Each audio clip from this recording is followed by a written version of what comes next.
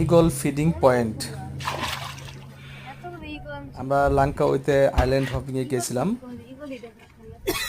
সেখানে প্রথমে fresh water লেকে গেলাম। ফ্রেশ ওয়াটার লেকের পর পোলাও আইল্যান্ডের আগে আমরা একটা পয়েন্টে গেলাম, যেটার নাম হচ্ছে ইগল ফিডিং পয়েন্ট। আমাদের যে ভোটের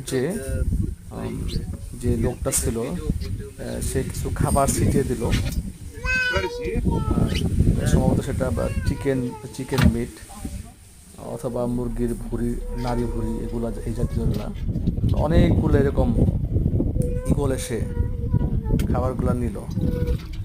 খুবই খুবই একটা এক্সাইটমেন্ট।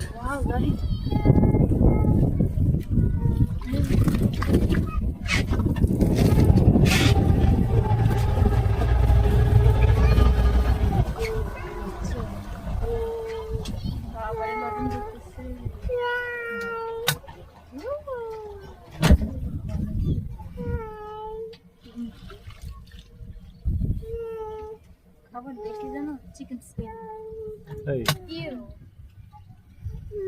and you